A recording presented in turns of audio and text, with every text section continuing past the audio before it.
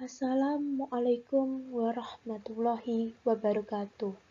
Di sini saya, Alfia Nurhidayah dan Amanda Sintiara Pinky Mailani, ingin melakukan presentasi mata kuliah Akhlak Tasawuf. Selamat menyaksikan video ini. Sejarah perkembangan tasawuf dari masa ke masa. A. Perkembangan tasawuf pada abad pertama dan kedua. B. Abad ketiga dan keempat Hijriyah. C. Abad kelima Hijriyah. D. Abad ke-6, ke-7, dan ke-8 Hijriyah.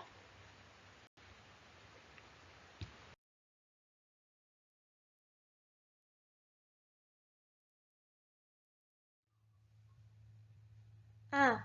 Perkembangan tasawuf pada abad pertama dan kedua Hijriyah. 1. Perkembangan tasawuf pada masa sahabat. A. Tasawuf masa Rasulullah Shallallahu Alaihi Wasallam dan sahabat.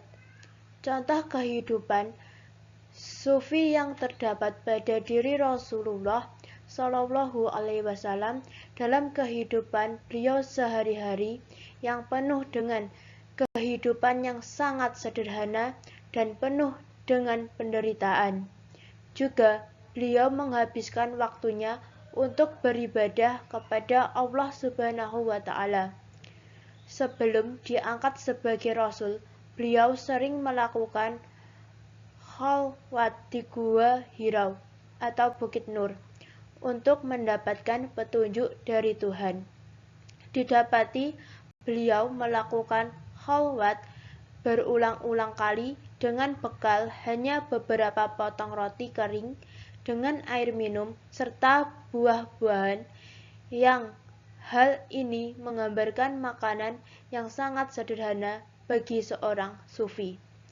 Beberapa sahabat yang tergolong sufi di abad pertama yang tertarik kepada kehidupan sufi, para sahabat-sahabat tersebut antara lain Khulafaur Rasyidin, Salman Al-Farisi, Abu Dzar Al-Ghifari, dan lain sebagainya.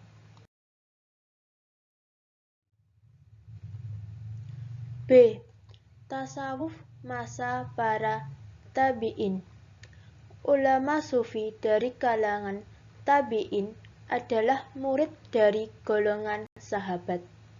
Ada dua tabi'in besar pada masa ini dalam kaitannya dengan perkembangan ilmu tasawuf, antara lain Hasan Basri, Rabi'atul Adawiyah, Sufyan Tsauri, Rabi' bin Haitsam, Jabir bin Hayyan, Khulaid As-Sidawi, Mansur bin Ammar, Malik bin Dinar, Al-Fat Al-Rogashi,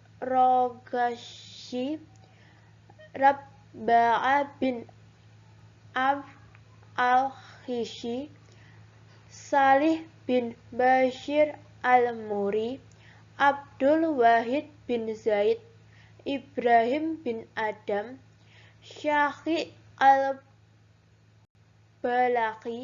dan lain-lain yang tidak dapat disebutkan di sini.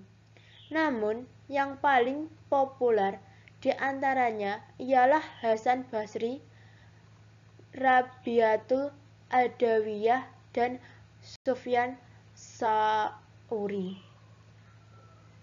1. Hasan Basri. Setelah era Hudzaifah bin Yaman, kemudian disusul generasi sufi yang dipelopori oleh Hasan Basri. Hasan Basri belajar tasawuf kepada Hudzaifah yang kemudian menjadikannya sebagai orang besar dalam perkembangan ilmu tasawuf, bahkan dianggap sebagai imam orang-orang sufi. Masing-masing konsep atau dasar ajaran tasawuf Hasan Basri tersebut akan diuraikan berikut. A. Suhud berarti hati tidak menyenangi dunia dan berpaling terhadap keindahan dan kemewahannya karena berbuat taat kepada Allah. B.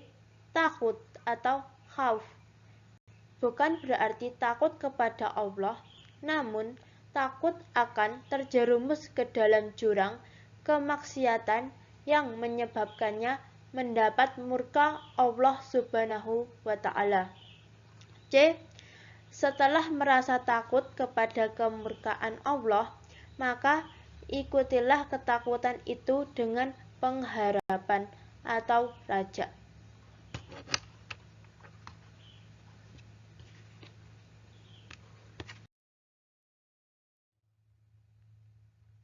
Dua. Rabiatul Adawiyah seorang sufi wanita yang besar pada masa ini juga ialah bernama Rabi'ah binti Ismail al-Dawiyah yang dikenal dengan nama Rabiatul Adawiyah.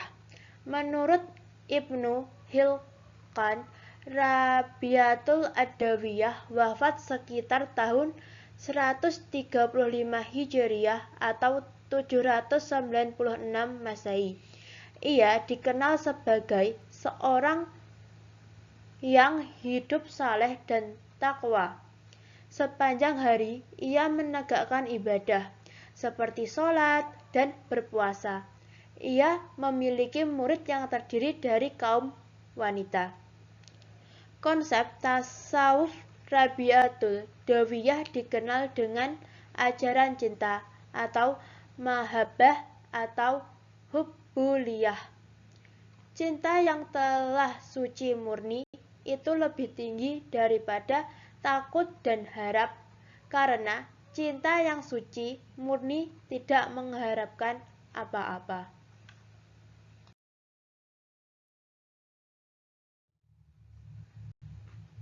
B. Abad ketiga dan keempat Hijriyah. Tasawuf pada abad ketiga dan keempat Hijriyah sudah mempunyai corak yang berbeda dengan tasawuf abad sebelumnya. Pada abad ini, tasawuf sudah bercorak kefanakan yang menjerumus ke persatuan hamba dengan Tuhannya atau wahdat al-wujud. Orang sudah ramai membahas tentang lenyap dan kecintaan atau ittihad bi'al mahbud, kekal dengan Tuhan, atau baqa bi'al mahbud, menyaksikan Tuhan, atau musyahadah, bertemu dengannya, liha, dan menjadi satu dengannya, ain al-jama'. Ditambah pula bahwa demikian pesatnya perkembangan tasawuf pada abad 3 dan 4 Hijriyah ini, sehingga seolah-olah sudah merupakan mazhab, bahkan sebagai agama yang berdiri sendiri. Pada abad ini pula terdapat dua aliran, yaitu tasawuf Sunni dan tasawuf semi falsaf.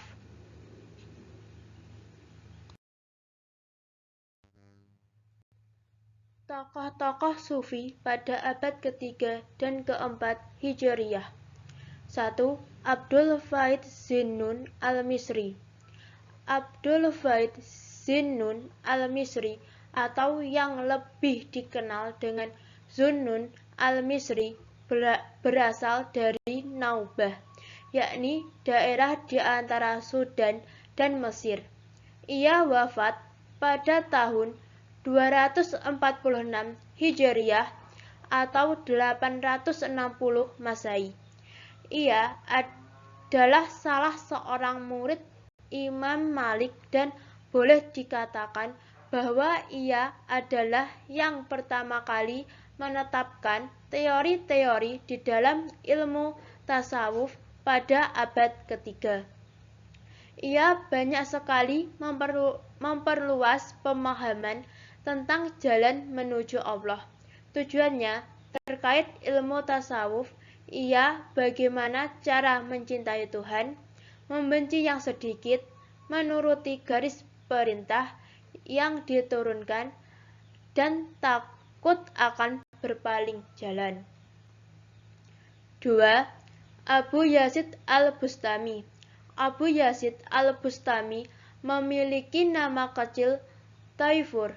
Namanya sangat istimewa dan cukup melekat dalam hati orang-orang sufi. Al-Bustami pernah berkata, "Kalau kamu melihat seseorang yang sanggup melakukan pekerjaan keramat yang besar-besar, walaupun dia sanggup terbang di udara, maka janganlah kamu tertipu sebelum kamu melihat bagaimana dia mengikut suruh dan menghentikan tegah dan menjaga batasan-batasan syariat."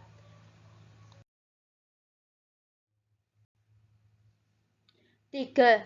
Yahya bin Mu'az. Yahya bin Mu'az adalah seorang sufi yang sezaman dengan Abu Yazid al-Bustami. Ia mulai memakai ilmu pengetahuan dalam menegakkan paham tasawuf yang kelak menjadi bahan penting bagi ahli-ahli tasawuf yang akan datang. Ia juga banyak sekali membicarakan tentang fana, wajadan atau rindu, dan sakar atau mabuk.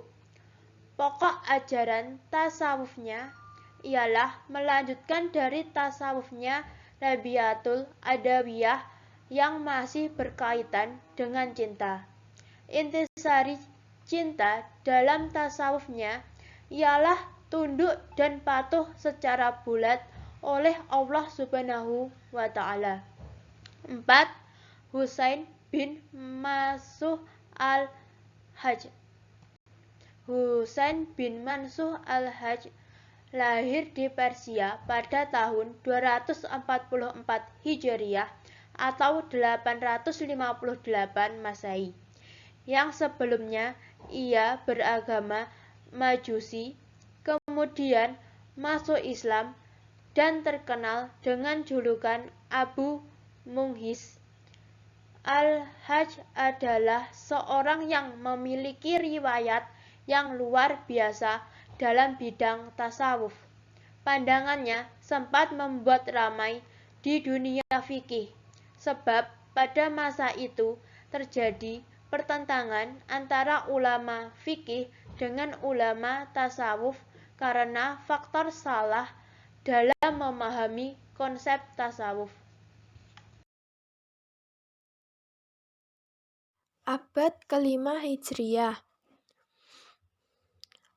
Pada abad kelima ini, muncullah Imam Al-Ghazali, yang sepenuhnya hanya menerima tasawuf yang berdasar Al-Quran dan Al-Sunnah, serta bertujuan asketisme, kehidupan sederhana, pelurusan jiwa, dan pembinaan moral. Pengetahuan tentang tasawuf dikajinya dengan begitu mendalam. Di sisi lain, ia melancarkan kritikan tajam terhadap para filosof, kaum Mu'tazilah dan Batiniyah. Al-Ghazalilah yang berhasil mencangkan prinsip-prinsip tasawuf yang moderat, yang seiring dengan aliran al-sunnah wa al-jamaah dan bertentangan dengan tasawuf al-halaj dan Abu Yazid al-Bustami. Tasawuf pada abad kelima Hijriah cenderung mengadakan pembaharuan, yakni dengan mengembalikannya kepada landasan Al-Quran dan Al-Sunnah.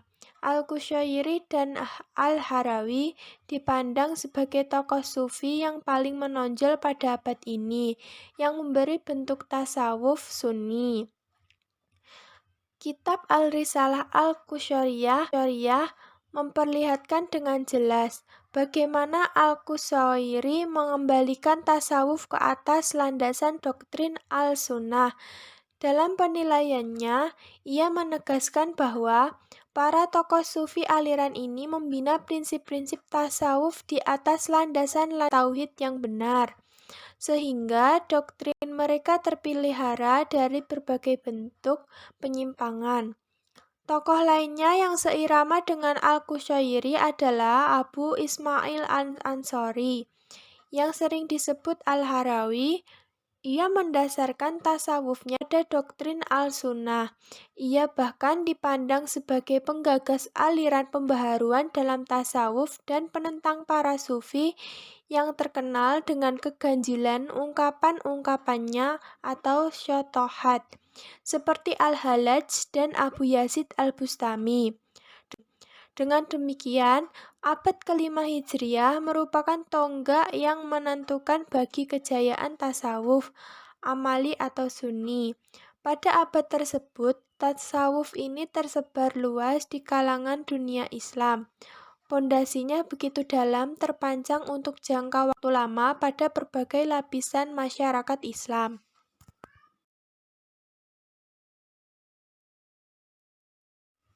Abad ke-6 Hijriah. Sejak abad ke-6 Hijriah, sebagai akibat pengaruh kepribadian Al-Ghazali yang begitu besar, pengaruh tasawuf amali semakin meluas ke seluruh pelosok dunia Islam. Keadaan ini memberi peluang bagi munculnya para tokoh sufi yang mengembangkan tarekat-tarekat dalam rangka mendidik para muridnya, seperti Sayyid Ahmad Al-Rifai dan Sayyid Abdu Al-Qadir Al-Jailani. Sesudah abad ini tidak ada lagi tokoh-tokoh besar yang membawa ide tersendiri dalam hal pengetahuan tasawuf. Kalau memang ada, hal itu hanyalah sebagai seorang pengembang ide para tokoh pendahulunya. Tasawuf amali sebagaimana dituturkan Al-Qushayri dalam Al-Risalahnya diwakili para tokoh sufi dari abad ketiga dan keempat Hijriah, Imam Al-Ghazali dan para pemimpin tarekat yang mengikutinya. Al-Ghazali dipandang sebagai pembela terbesar tasawuf amali yang seiring dengan Al-Qushayri dan Al-Harawi. Namun dari segi kepribadian, keluasan pengetahuan dan kedalaman tasawuf Al-Ghazali lebih besar dibanding semua tokoh-tokoh tasawuf yang ada. Ia sering diklaim sebagai seorang sufi terbesar dan terkuat pengaruhnya dalam khasanah ketasawufan di dunia Islam.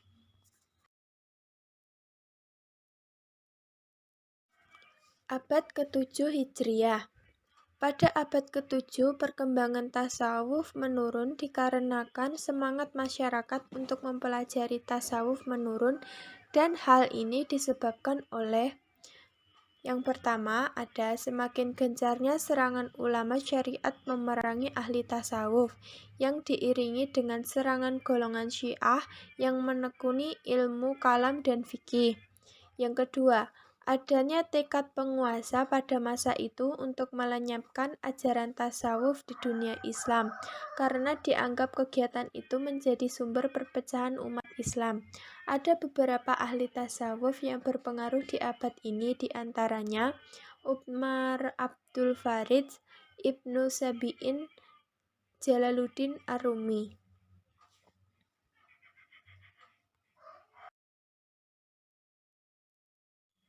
Abad ke-8 Hijriah. Perkembangan tasawuf pada abad ke-8 Hijriah. Pada abad ini tidak terdengar perkembangannya dan pemikiran baru dalam tasawuf. Meskipun banyak pengarang kaum sufi yang mengemukakan pemikiran tentang ilmu tasawuf, namun kurang mendapat perhatian sungguh-sungguh dari umat Islam, sehingga nasib ajaran tasawuf hampir sama dengan abad ke-7.